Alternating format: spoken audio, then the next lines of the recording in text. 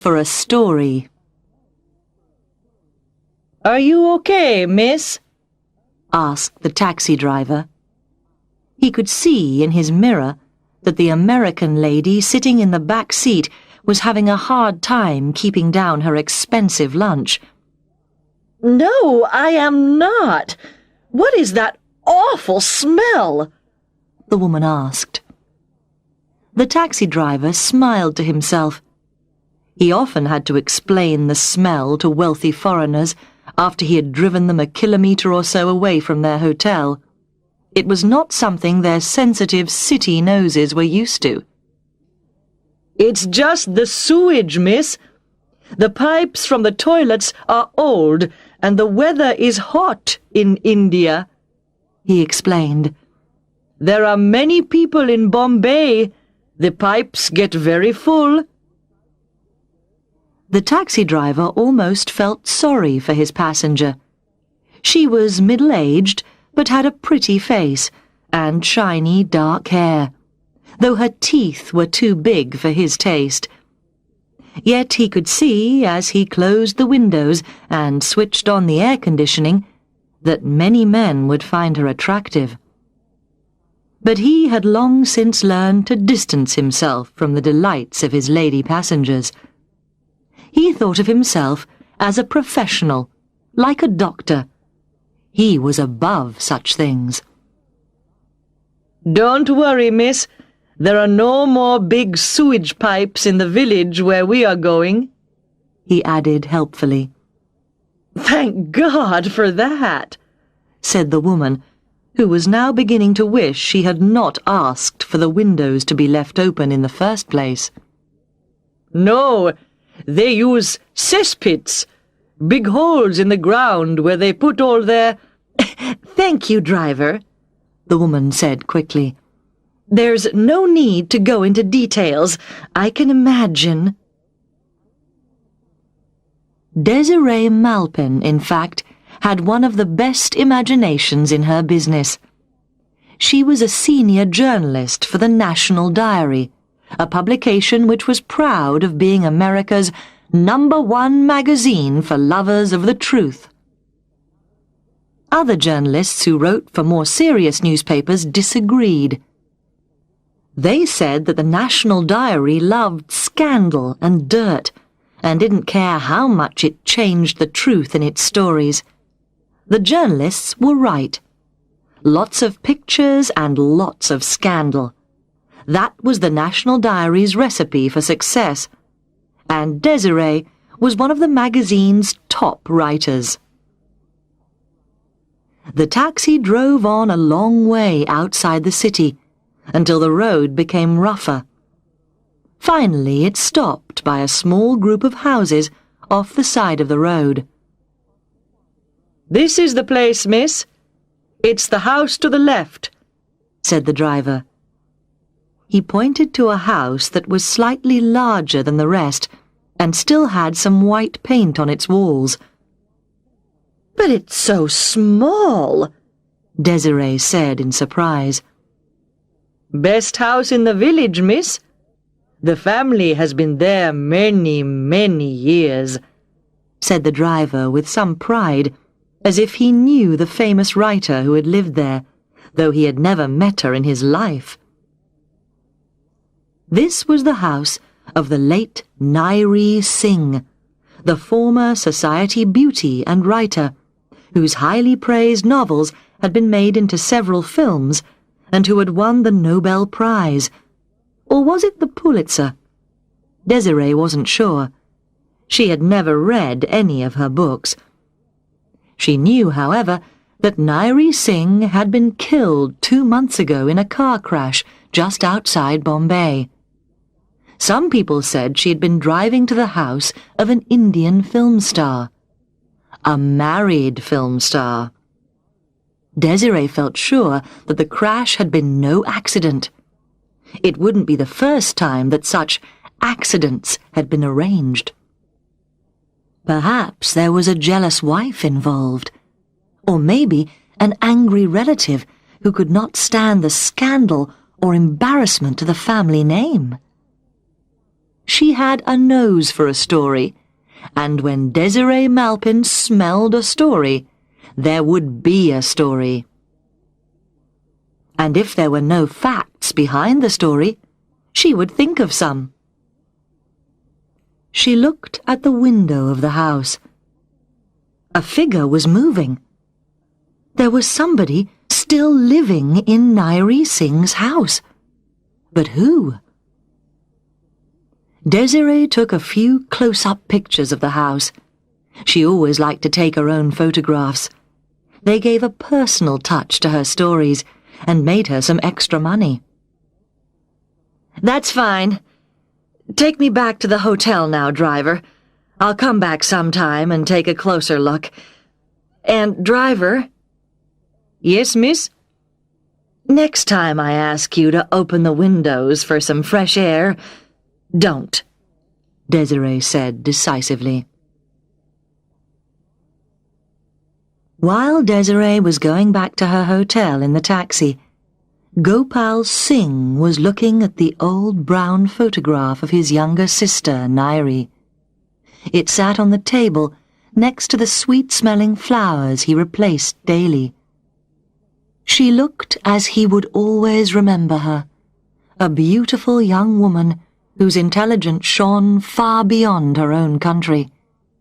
She was only 45 when she died in that car accident, still beautiful, and with so much still to give. She had been respected by artists and politicians all over the world. Yes, he was proud of his sister. But she used to get so angry. He laughed. It was easier to laugh now. Oh, the times they had argued over the company she sometimes kept. Gopal had not always liked the people she mixed with. Still, they had always been there for each other. Neither of them had married.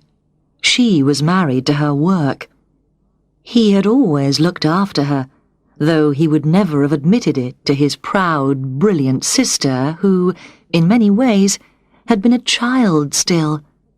She was too idealistic, only interested in those who shared her ideals. She would argue her opinions with anybody, but her beauty sometimes attracted lovers as well as thinkers. She could not be trusted to look after herself, and who else was there? They were the only ones left of their family. Only he had known Nairi.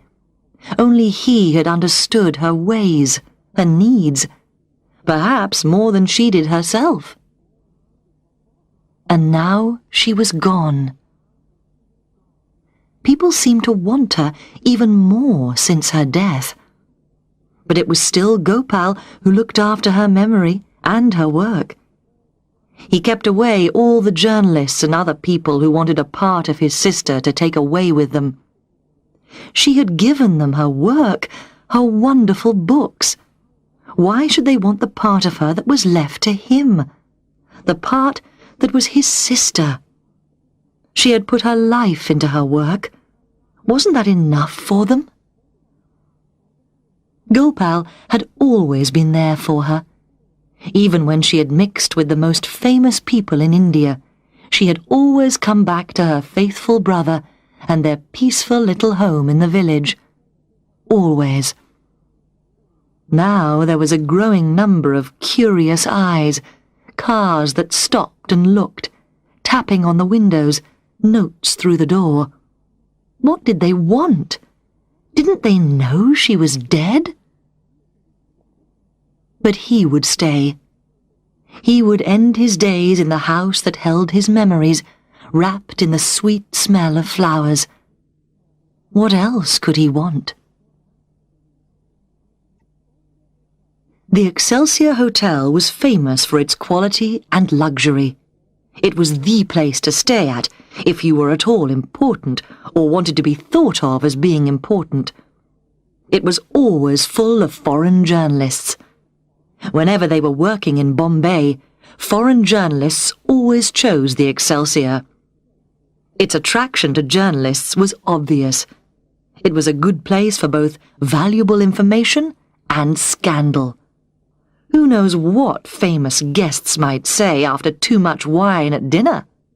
And there were always keen listening ears to catch every foolish word or careless whisper. This would later be served up to the world as a tasty dish of scandal in magazines like the National Diary.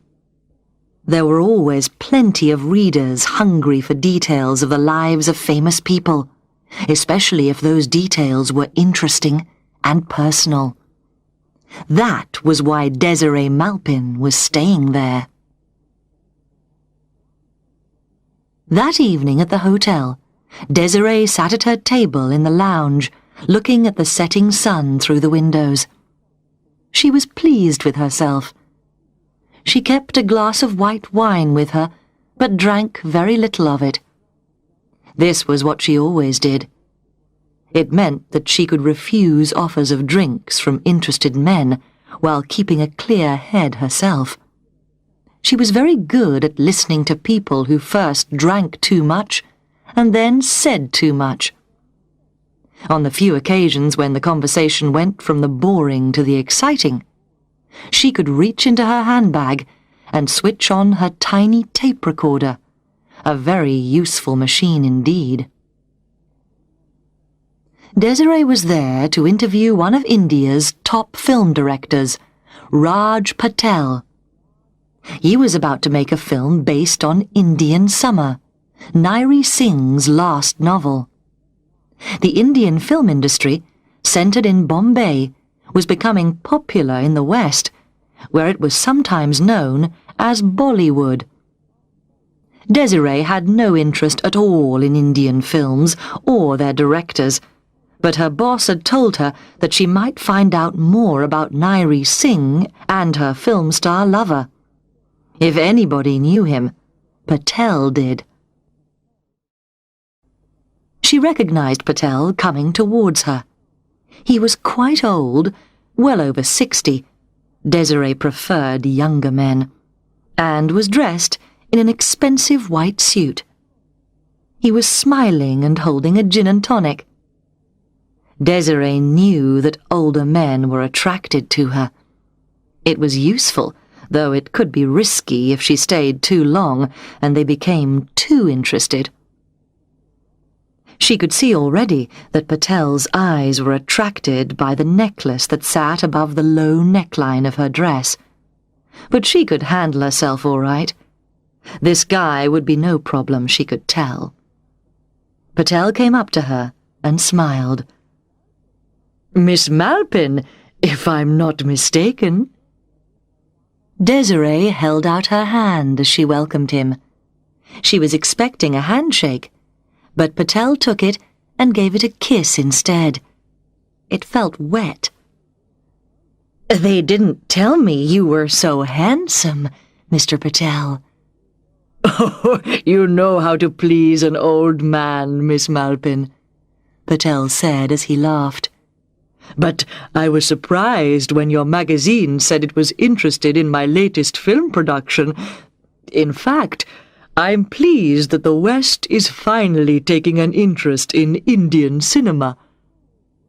"The whole world knows that you beat Hollywood in getting the rights to film Nairi Singh's last novel, Indian Summer.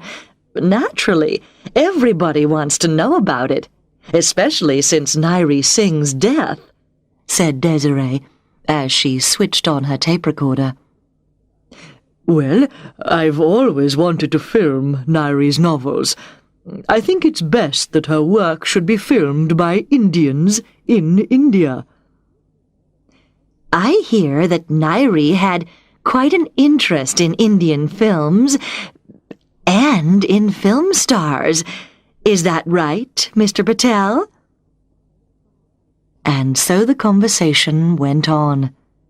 Raj Patel wanted to talk about his new film, but Desiree wanted to talk about Nairi Singh, and kept trying to get him to give away details of her involvement with one of his stars. Throughout it all, Patel simply smiled, drank his gin and tonic, and kept trying to return to the subject of his film. But Desiree was determined, and the subject always went back to Nairi's personal life. Finally, he stood up. "Will you excuse me for a few moments, Miss Malpin? I won't be long." He had a phone call to make that he didn't want her to know about, and he left. Desiree waited and sipped her wine. She was annoyed that the old fool hadn't told her about anything apart from his boring film. He was back half an hour later. He seemed to be a little drunk. Desiree tried not to appear annoyed. "Ah, yes, Miss Malpin. You were interested in Nairi Singh." Patel's voice was louder than before, and not as clear. "And who can blame you? By the way, that is a most beautiful necklace you are wearing, my dear." "You were saying about Nairi Singh," Desiree reminded him. "Ah, yes, Nairi. Oh, she was a remarkable woman. A woman who could have told the world a lot about the famous people she knew. I knew her well." Desiree's eyes opened wider.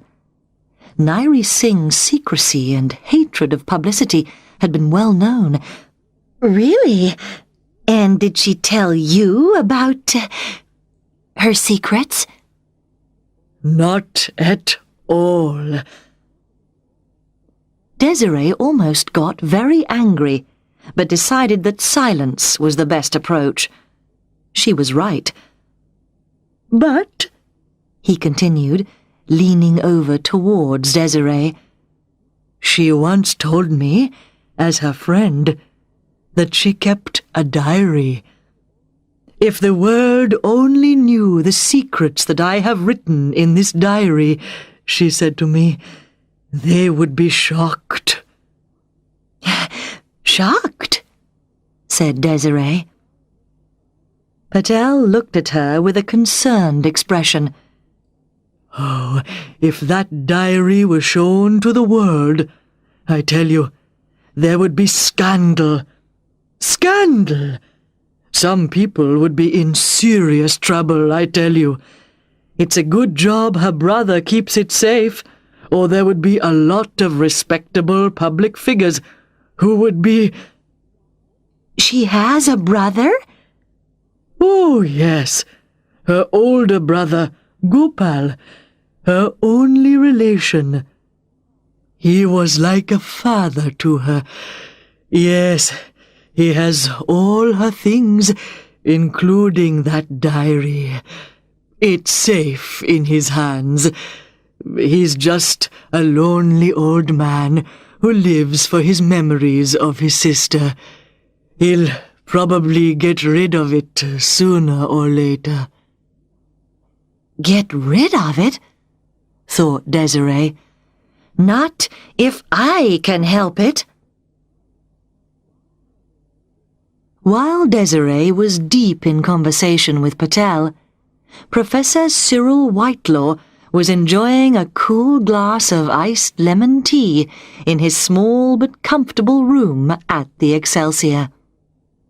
He was celebrating his first day in India by reading Indian Summer, the last novel by Nairi Singh, for the 6th time. He would have to know her works in detail if he was to write a great book about this secretive author's life. His publishers were paying for everything and expected results. He hoped to see the house where she had spent so many years of her life very soon. Who knows what he might find there? Perhaps, and this was his secret hope, he might find some unpublished writings. The thought made him shake with excitement. Whitelaw put down Indian Summer and his lemon tea and got up from his chair. He then played one of his favourite games, looking in the mirror and imagining his face on the back cover of his important future book, Nairi Singh, Secretive Star, the book that would finally make his name as an expert on serious modern literature. The thin face that looked back at him was that of a man of late middle age, with pale red hair and glasses. Its skin was pink from the heat, and was already showing the first signs of sunburn. It needed a shave. He decided to clean himself up and dress for dinner. After that, he would have a drink in the hotel lounge. You never know, he thought. There might be someone out there who knew her. 20 minutes later, he walked into the lounge of the Excelsior, where nobody knew Professor Cyril Whitelaw. At least, not yet. "My dear Miss Malpin," began Patel. Call me Desiree, please. "Of course. Desiree, may I please introduce my brightest star, my finest actor and leading man, Ravi Narayan. He's going to star in my new film, Indian Summer. I've always wanted to make a film of my favorite book by my dear friend Nairi Singh, and now I am." "You naughty man, Raj," said Desiree, giving Patel a playful tap on the wrist. "You didn't tell me we had another good-looking man in the hotel. Why, he's almost as handsome as you." Patel laughed. They all did. It was a game Desiree was good at playing with older men. But this other man was not a day over 40, and yes, he was handsome. But where had she seen him before? Ravi Narayan smiled with white film star teeth and said how pleased he was to meet her. The voice was familiar too. That was when Desiree remembered him. His handsome face had been the only thing that had kept her awake through viewings of Patel's boring films. Her editor had insisted she watch them as preparation for this interview. She was glad she had decided to put on her best perfume after all. Perhaps it had been worth it. Now there was another link with Nairi Singh. Perhaps he had been her film star boyfriend. "I thought that Hollywood was interested in filming that book, Raj. I don't mean to be rude, but why are you making it and not them?" It was a fair question, and Desiree was curious to know the answer. "It's all thanks to Nairi's brother. He is responsible for all her books now, and he likes my films. He wants the film made in India by Indians, by this Indian." Patel pointed to himself and laughed loudly. They all laughed. Their conversation was being listened to by a very interested figure with pale red hair and glasses who was sitting by the bar not far away, unnoticed by them, busily writing in a notebook. It was Professor Whitelaw. "Yes, indeed. I've known him for years," continued Patel. "He's spent his life looking after his sister. He still lives in their old house in the village. Goodness knows, Nairi had enough money to buy a palace, but she insisted on staying there. She said it kept her feet on the ground, but it was Gopal who did that, if you ask me. He's getting old now, though, and his health is getting worse, but he won't move from the place," said Patel. "So he decides what happens to her books?" asked Desiree. "Yes, there must be lots of unpublished stuff there, including that diary I mentioned. I'd love to have a look, but Gopal won't let anyone near. He's no fool," said Patel as he gave her a knowing look. Neither am I, thought Desiree, who was already making plans to visit Gopal the next day. She was determined to get that diary one way or another. But there I go talking about an old man, went on Patel, when you have handsome Ravi to entertain you. Did I mention he was to star in my next film? Handsome Ravi talked about himself for the next hour or two, long after Whitelaw was gone.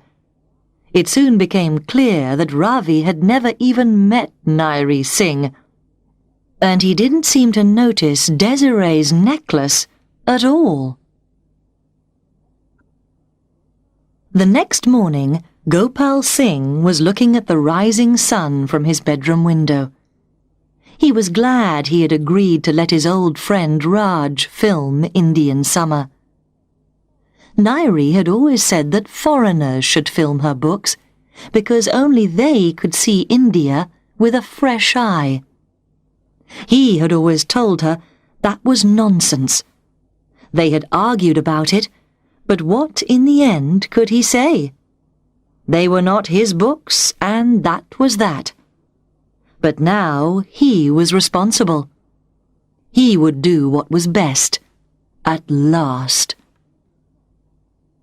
The previous night, Raj had told him on the phone that a silly journalist from that awful National Diary magazine wanted to see him. Raj, as Gopal well knew, had always liked attractive women. His marriage never changed that, but even he knew trouble when he saw it. And Desiree Malpin was trouble, no doubt about that. She was not interested in Indian films, that was for sure, so Raj had, with Gopal's permission, made up a story about a diary full of scandals about important people. Raj had been a good actor in his youth, so, while he was talking to Desiree, he had pretended to be drunk and to be talking too much. He was good at that kind of thing. And she believed every word, just as he had expected her to. Of course, Raj and Gopal both knew that Nairi had never kept a diary in her life. He remembered Gopal once telling him about Nairi's little box of secrets, so he had quickly thought of the plan. They had realized that the filming of Indian Summer would attract interest outside India, and not all of it welcome. Desiree Malpin was a good example. Raj told Gopal he could either send her away or he could carry out the joke. If she was more interested in scandal than his films, she should not get any pity. Gopal laughed and told him to go ahead. Good old Raj. Desiree had also got up early that morning. Ravi Narayan had proved to be as good a talker as she was a listener, perhaps better. Old Patel had smiled as he allowed his star to talk and talk and talk. Her cassette had soon finished, and she hadn't got another. She had hoped to catch more details about Nairi Singh and her diary. Oh, yes, there had been a lot mentioned. Famous names, important names from all over the place. When Ravi took a breath and allowed Patel to talk for a while. This had not been often enough to please her, but by then her interest had been awakened. She was sure there was a story, and a big one too. And as for Nairi's death in that so-called car accident, had it really been an accident? There was the smell of scandal there. She just knew it. She had phoned Nairi's brother and told him she wanted to get out quickly to see him. She was sure that old Gopal, or whatever his name was, would be as helpful as Patel had been, especially if he was a lonely old man. How could he refuse an attractive woman like her? The diary would be hers, she was sure of it, even if she had to steal it. She decided she would wear a yellow trouser suit that would allow her to move freely around the place. She wanted to have a good look around when she got there. She looked great in the trouser suit, and her appearance usually helped her get what she wanted. That and lots of nice perfume, of course. One had to smell nice. 5 minutes later, she was on her way in a taxi. She had all the windows closed. Later that morning, Gopal Singh went out to change the flowers for fresh ones from the garden. The house needed the sweet smell. It had not been joined to the sewage system. It was an old house and still had no modern pipes. Waste was collected every month from a cesspit some distance away in the large garden. The cesspit was about 2 meters wide and over 1 meter deep, and by the end of the month, as it was now, it smelled awful. But he was used to it. As he walked down the garden, he saw a man approaching, a middle-aged European man with glasses and pale red hair. "Mr. Singh," said the man, "may I have a word with you? It's about your sister." Gopal was always polite to visitors, if he liked the look of them. This man didn't look as if he meant any harm. He decided to speak with him. Professor Whitelaw introduced himself, and they were soon sitting in the house, drinking tea next to the new flowers. Whitelaw explained about his plans for a book about Nairi. "It will be mostly about her work, you understand," he said rather nervously. "Not about my sister's private life, I hope. Nairi was a very private person, and I want that to be respected, even now," Gopal said firmly. "I would never mention anything without your permission, sir," the professor said. "This will be the kind of book students of serious literature will read, I assure you." Gopal felt happier when he heard this. Nairi had always attracted both students and teachers of literature, and there had to be a book sooner or later. It was bound to happen. When he heard Whitelaw tell him about his plans to write a book that would celebrate her work, rather than the details of her private life, he knew that it would probably be the first of many. Gopal also knew that he was getting older and might not be able to control the things that were written about Nairi. If he insisted on having a considerable degree of control over the finished book, he could make sure that what was written was the truth and not the rubbish that some would like to publish about her. Besides, Whitelaw seemed to be honest. "And what kind of information about my sister are you looking for, Professor Whitelaw?" Gopal asked. "I'm particularly interested in any unpublished work you might have. Any notes, unfinished novels, letters, diaries, perhaps." Diaries? Gopal wondered if this was another of Raj's jokes. But Raj had made no mention of this man. Then there was a knock at the door. Gopal opened it.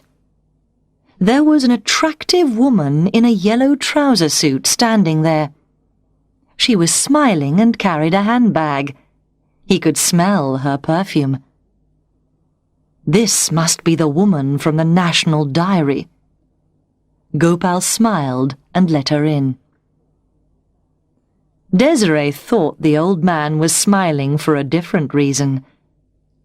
"He's attracted to me," she thought to herself. I knew he would be. Gopal introduced Whitelaw, and Desiree's heart sank when she saw him. She was not glad to hear of his plans for a book. He would be as interested in scandal as she was. Maybe she could take his mind off the diary. She put on her sweetest voice, but Whitelaw did not react as she had hoped. He didn't look once as she leaned over while reaching for some tea. She might just as well have been his mother. No luck there. At least the old man seemed to be giving her his attention. She explained, still in her sweetest voice, why she was there. She said that she wanted to describe the human side of Nairi Singh in her magazine, the side that would show the world what a wonderful person they had lost. Was there anything that he could show her readers? Letters? A diary, perhaps? Gopal smiled.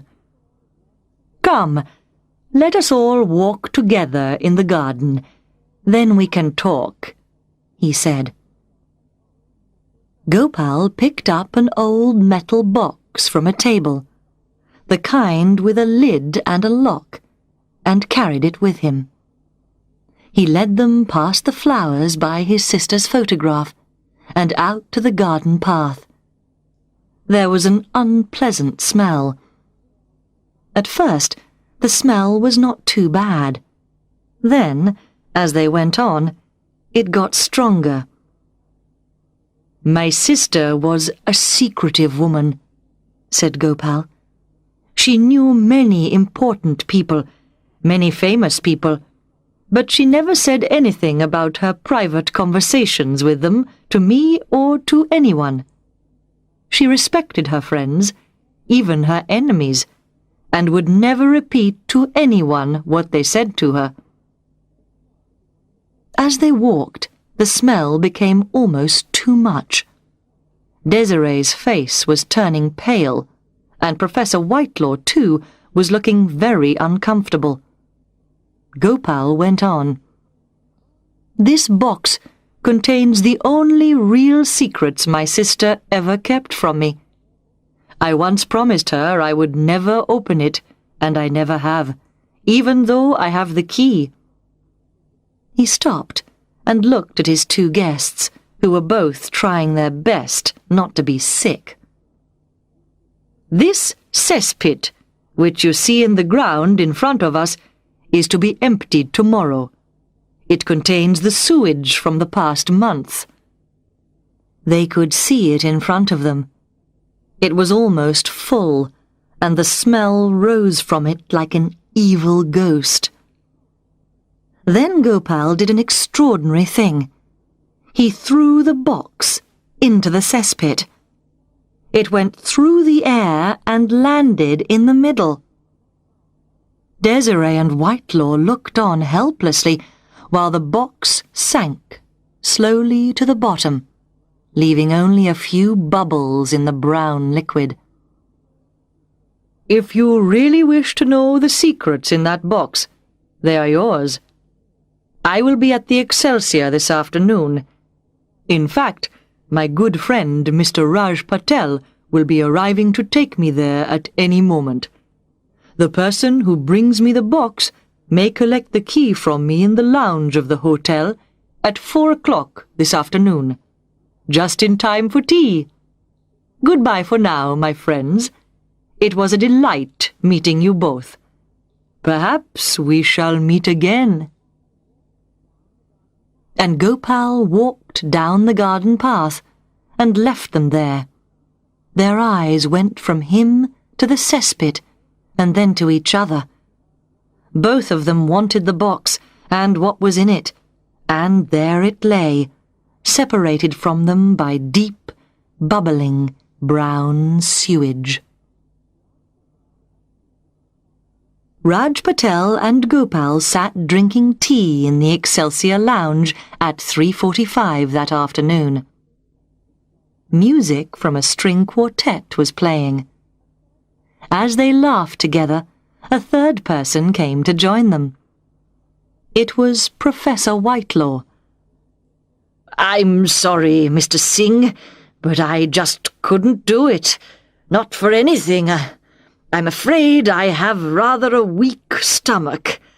Still, I don't suppose anything in that box would have made much difference to a book about Miss Singh as a writer. Gopal smiled. Quite right.